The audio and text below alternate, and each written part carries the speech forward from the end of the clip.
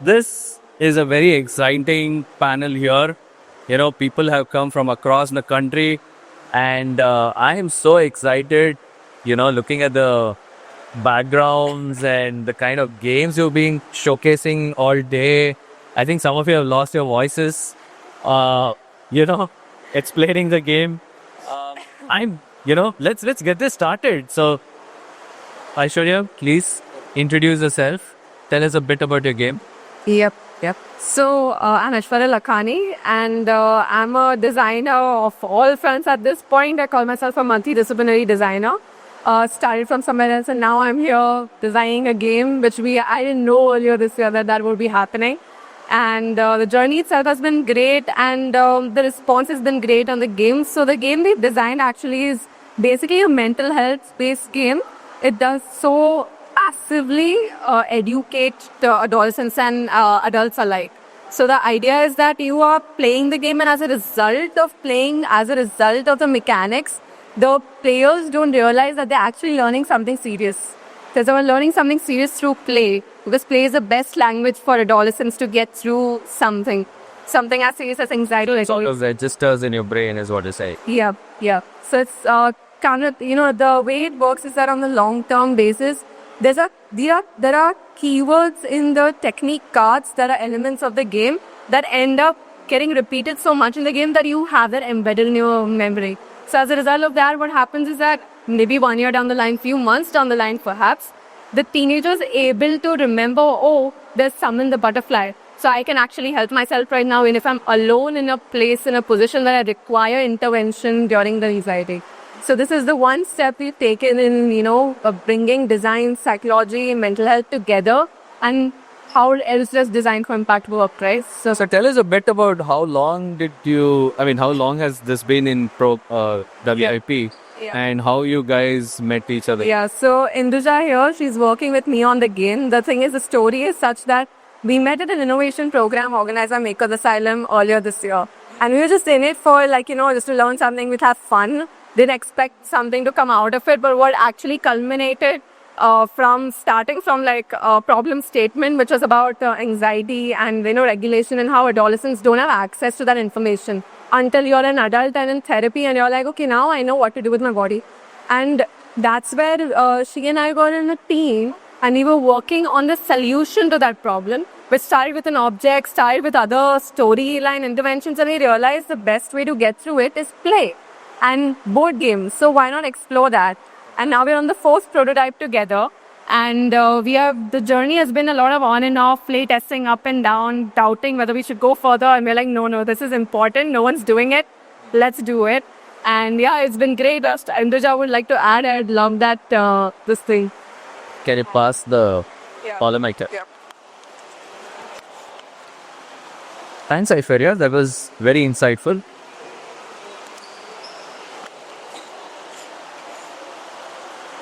Hi. I'm just happy that INDUJA is in person here. She's always been on a video call, right? Just looking at everything in wide angle view. Yeah. Thank you for coming all the way. Thank you for organizing such a great event. It's still so fantastic. Yeah, so I was 20 years old when I just turned 20 when I joined the innovation program. I will call it. I didn't know what I wanted to do. This opportunity came up and I joined. Within the span of 10 days, we could go from a problem statement from paper to a prototype, a functional prototype, and that was amazing. So I thought we should do something like this, board. And we went to Mumbai, the acceleration phase and all that. And that was the end of it. But Aishwarya was like, we should work on this. And I was also like, yeah, we should. And we continued. Of course, there have been a lot of ups and downs. We didn't know if we would do it right. We didn't have mass validation to what we were doing. Yeah. Just a few people were like, wow, this is going this great. But we needed validation from people who are doing this for a living, like you, like other child psychologists who deal with kids, adolescents, or even adults who go to this. So throughout this process, we've been meeting such people, the stakeholder. It's been so much fun, so much learning. And yeah, that's fun. Fantastic. I'm so glad you've been persistent, even though you've been going through ups and downs. That's one of the key traits for a successful game coming out. It's not like you just whipped it out overnight and you see success, right? Can we get the youngest person here to talk about? So Kuch was one of my students in game design, interesting. And wait, I know the story of this, but I think you should tell the story about how you got deep into this. I think I got brainwashed in that last. Yeah. Okay. So first day of class, Falgun asked this question to everyone. He's like, "What do you all think is better, video games or board games?" And the entire class is like, "Oh no, board games are nice, better." And I think there were 2-3 of us who had our minds down. I was one of them. Yeah. And cut to like 7 months later, I'm here with my own board game, trying to make something out of it. And I think Falgun is to blame for that. So it was funny. It was like, he was the only person who said, "I'm here for video games, not board games." And by the end of, I think, 2 weeks, it was completely, yeah. It was completely switched. 180 degrees. Completely switched. Completely switched. And now he's here with the game. Yeah. But again, I want to know more about it. Can you tell us a bit about the game and how you whipped it out? So this game is part of my thesis project, one of my final submissions. So the brief that we were given was about loss in an ecosystem. So what I have majorly worked upon is ant colonies, and through game mechanics I've created parallel Ant colonies. Ant colonies. How ant colonies function? There are different functions that they do. Why are they known as ecosystem engineers? What are their different approaches that they take to, get through hardships that they face? Like pesticides, fires. These are all common problems that an ant colony faces, and how there is loss of communication between, and how do they overcome that loss of communication? Ants. Yeah. And Just go deep into the theme, huh? How much research has he done? I think so. This was a 4-month project. I think out of that, 2 months was purely research, 1 month was iterating, and 1 month I have taken properly to make the game. See, this is what motivates the heck out of us, right? This obsession to go super deep into that story and not just throw some game out there and then realize later on people are pointing fingers at the game saying, "What is this?" Right? The obsession to go so deep. I mean, you're talking about communication between ants and problems they have. This is like, therapy stuff, man. This is amazing. The thing is, you don't know when to stop and when to start other things. I think Andy is the best person to answer. Yeah, as in, for me, luckily I had Shraddha.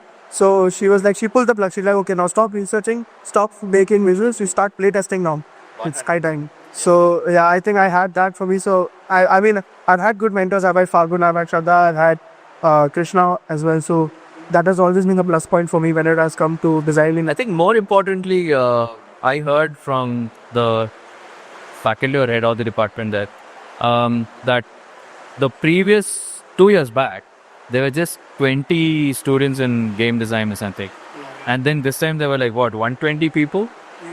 Or about 60 people? Yeah, that was the one which you came with, yeah. So they were like, I think they had to split the entire game design workshop into like 5 different sections because there was such a huge demand. I think it was a trend that is sort of caught on, the inertia where it was all about gamification, and people didn't know shit about gamification. Yeah, it was crazy. And I think one of the things that happens a lot at Srishti is that we learned my exploration. So for me, I had taken game design over there because somewhere in the extra abstract, there was the mention of video games, and I was just counting on that. Maybe I'll get the video game class. But at this stage, I think I'm just counting my blessing that I did not get it. Like I got to be Falgun. Like that was one of a key turning point in my focus when it came to what I want to do as a designer, what I want to achieve as a designer, what are the kind of stories and elements I want to put out there. So yeah, I think that was very I would say it was an epiphanical workshop for me. Wow. Okay. That's fascinating. Yeah. Thanks so much, Coach. So I want to hear from this gentleman. I've never had a conversation with you. I think we suddenly had a a designer table from Gujarat? Or where are you guys from? I'm from Bangalore, actually. What? Okay. All right. Okay. Yeah, so I'm working in different game design. Somebody said you're coming all the way from Ahmedabad or something. Ahmedabad. Oh, there was someone next to me. Okay, I think I was confused. Yeah, I did meet them, but yes, I'm based in Bangalore, but also an independent game designer, and I'm currently showing a board game called Sundarban. It's an asymmetrical board game about reading your opponent and predicting their moves. So in the game, two players play as one tiger and a herd of deer. And I really wanted to delve into the relationship between predator and prey. And more than that, it started from wanting to explore, trying to read an opponent, right? Trying to read someone else, trying to understand how they're thinking. I think, initially we used to always consider game as a medium for entertainment and have fun. Now we are discovering the transformational side of games, right? How a game can actually communicate, how you can learn about the other person. It's amazing. Can you tell us a bit about the initiative? This is a department, or how is it? No, this is just me independent. It's just you independent. It's me independently asked. Okay. So I'm looking to publish it. I've been working on this prototype for a long time. So Okay. Yeah, people have been loving it, thank you. I think somebody is going to see your game very soon. In fact, there's a competition going on there. Yes, the last game was very heated between two folks. So. Yeah. So it's nice, So yeah, I think you're absolutely right when you say that games are more than just entertainment. At least that's the way I see them as a designer, especially. Games are systems are abstractions. Yeah. And when you have abstractions, you actually can learn more from them. Because things are simple, the real world is really complex. It's hard to pass that information. But when you have two people playing a game, you kind of understand their values, sort of how they look at things, and it's so much more. I think for me especially, I really enjoyed bonding with people over games because there's a lot of communication that happens there. So Yeah, the game is simple, it's minimalistic. The most important thing is, though you say it's abstraction, I still think there's a theme around it. It transports you into that world when you're playing as these protagonists in that story, right? So it's very cool. It looks gorgeous, so I can't wait to try it out tomorrow. So you're trying it. Is there a winner in this game? There is a winner, but there are points, because points are an easy way to sort of abstract the winner out. You don't have to play for that. You can just try to catch all the deer and see. Yeah. Very cool. I can't wait to check out. The components look amazing. Thank you so much. Thank you so much for coming here. I have a lot of questions for you. Pleasure, yeah. Okay. I've been dying to get Andy on this panel for centuries. I'm not that bullshit. So, Andy, thank you for coming all the way from Dubai for this particular event. It's not a joke, especially in December. So, yeah, please introduce yourself to everybody. Tell us about your journey, about your new game that people are raving about. Sure. My name is Andy DESA. Been in the board game, I would say, design hobby since 2020. So that was the pandemic that kind of brought this in me. And ever since that time, I've played board games, but I think I've played less board games as much as I've designed board games. I think one of the things that has helped with that is an engineering background. I think all of us, as you rightly said, think in terms of systems. So it's all about bringing those systems to life in a way that is fun and is enjoyable. Most of my board games have been designed around themes of India, right? So I always try to bring it back home for me. So I like designing games that are always thematic, which are talking about India. I come from a place called Goa. Some of you may have heard of it. So one of my first games was about traveling in Goa and showing the other side of Goa apart from the beaches and things like that. So that's something that I was very passionate about. So that was one of my first games, I would say. Then another game I designed was inspired from Malgudi days. For those of you who remember that, it started from there. It was all about building a village in India. And the inspiration for me was Malgudi days, because when I was young, I used to watch it. So, yes, being my age, but yeah, It still rings that tune in your head when you play the game. that was inspirational for me. And then I've always wanted to do something about India. So my biggest game right now is called Nayakas, which interestingly is based around this region where I'm currently sitting. And that was a historic theme, and it required a lot of research. And you all spoke about research as well. It's one of the elements that designers have to do, and you have to draw the line somewhere. You have to say, okay, this is how much I want to research. This is where I stop, and I make a game out of it. And then as you go along, yes, sometimes you learn a lot more about what we as kids didn't know about. And it's a way to also educate our children to show what the strength and the beauty of India. It's amazing. There's so many amazing themes and stories that we can tell. So that's something that I always look forward to. And I'm not a designer who goes with mechanisms or mechanics first, because I don't know many of those. But I look at the story, the history behind it. Like my another game that I have is about delivering bread in Goa. But that is so tool-worthy, man. You got it here, right? I do have it here. And I mean, it's something as small as that. I mean, it's something that is unique to Goa, because not in many places we have so many different types of bread. And who we call the poder, who goes on his bicycle, and he also makes a connection with all the families, right? So I try to bring those elements in my game, and I try to have fun while I design. It's a lot of hard work, a lot of persistence.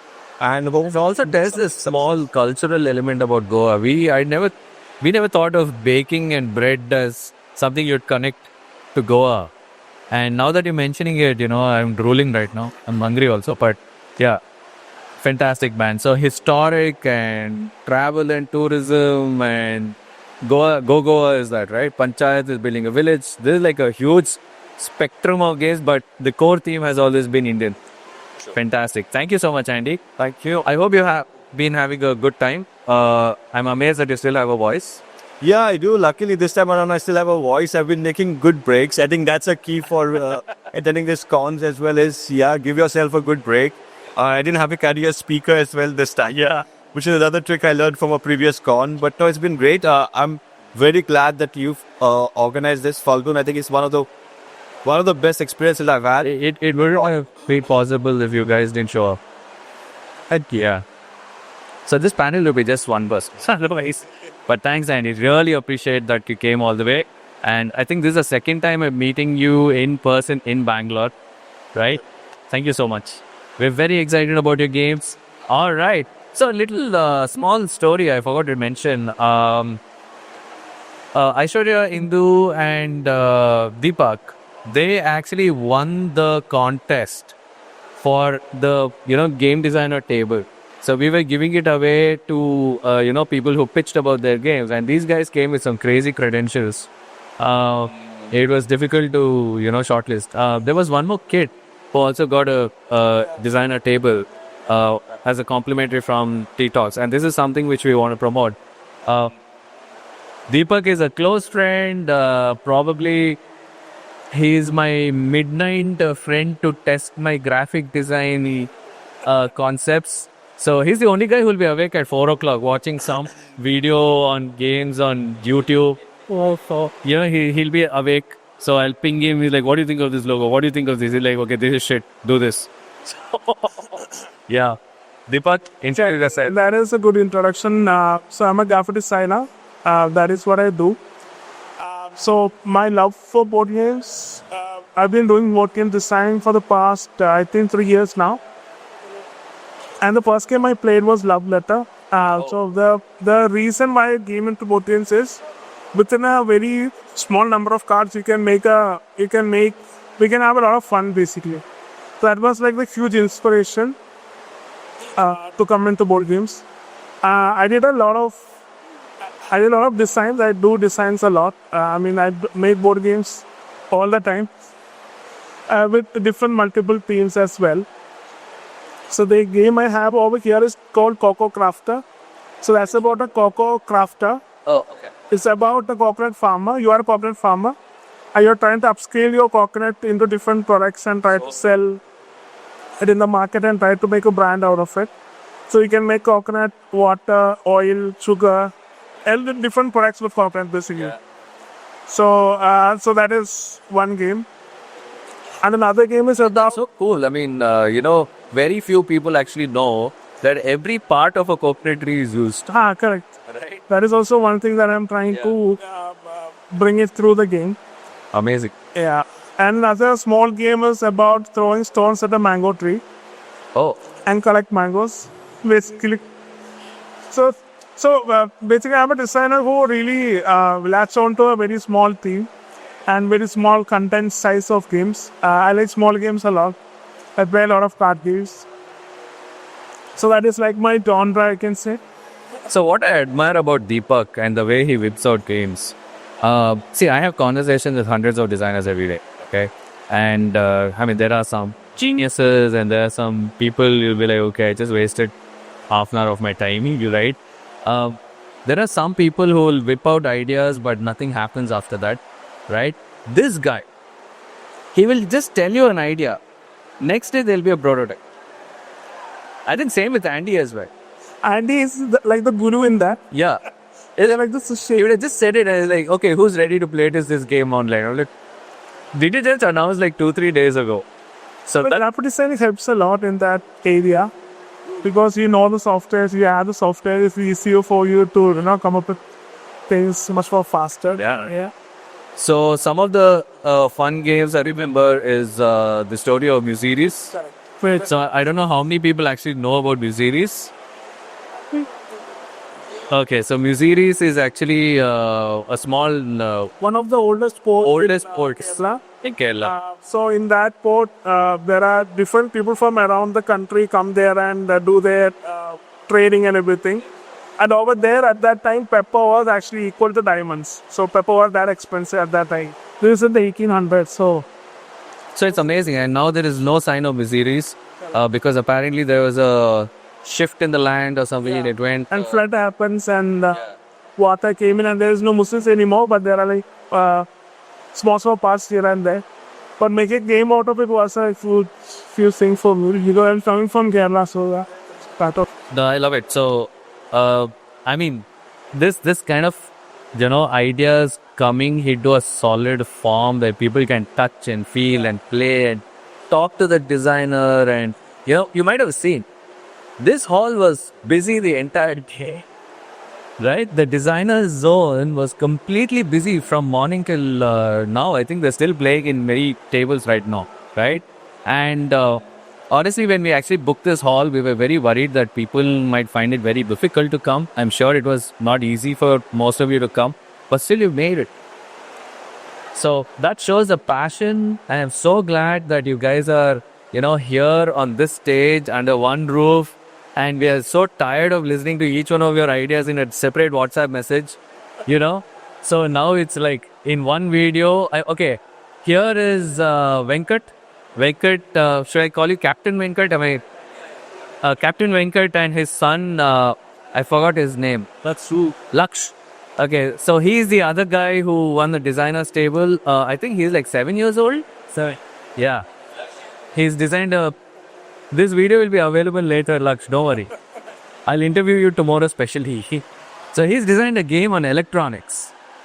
And it's a beautiful card game based on electronics. We were just blown away. We had to give a designer's table. And they've come all the way from, I think, Mumbai? Hyderabad. Oh my goodness. Okay. So, yeah, I think these guys are the only people from Bangalore. Oh, he's from Bangalore. That's great. Exactly.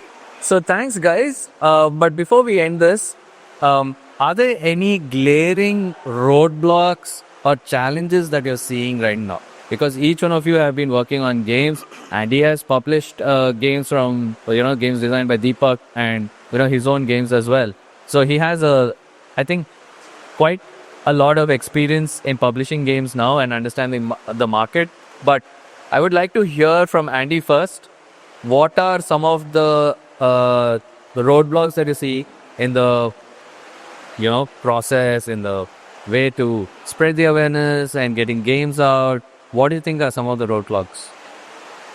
I would think awareness is still key in the market. There is a lot of, one of these events is an amazing way to see that there is a lot of awareness, but in India, it's still a large number of people that are not aware of what board games are, what modern board games are. Everybody is quite familiar with this Monopoly, Ludo, Snakes and Ladders. Those are the type of game that people typically play, but they do not know and appreciate what is on the other side. I think a lot of us are making what we call modern board games. So bringing that to the masses, I think is still going to be very critical, and really appreciative once again of the effort that you're putting into this space, Phalgun, to make this a bit more wider. The number of board game cafes in Bangalore is crazy. I've been to a few and I've been really impressed with that. But how else do we take this to everybody else, right? There's a lot of people that can get access to this. I think that's something from a marketing perspective.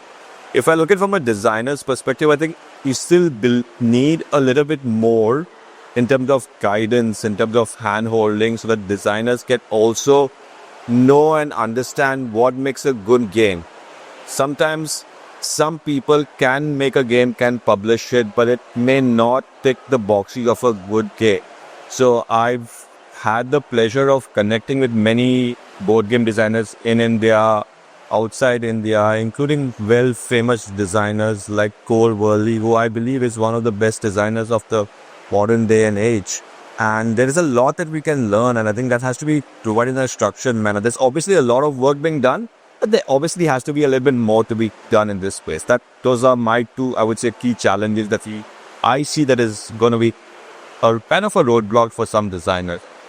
I think one of the things I'm noticing among a lot of people of late, especially game designers who are self-published and stuff, there is this concept of MVP, right? Minimum viable product, right? Everybody wants to see if this game is successful, then I will make 10,000 puppies, right?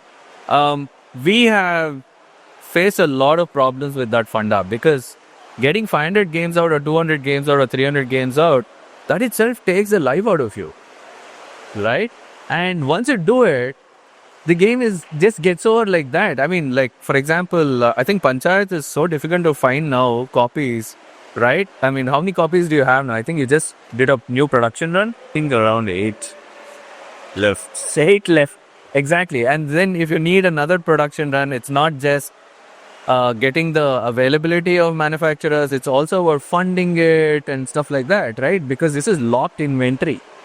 The manufacturer is not going to say, hey, pay me after you sell. Nobody is going to be that lenient to it, right? So that balance, and there is a time that gets wasted. Days, months go by, and we are still like, okay, I just announced this game in Jan, it's already December, and we see that in many of the designers and publishers circles, right? How long have you been working on? Take it. Thanks. Oh. Is it even fair to ask his prototype? But you're right, like games take so long to work on. I've been working on this honestly for years now. It's like been a few years since the original prototype, right? And they need time to shine, time to grow, time to learn from them.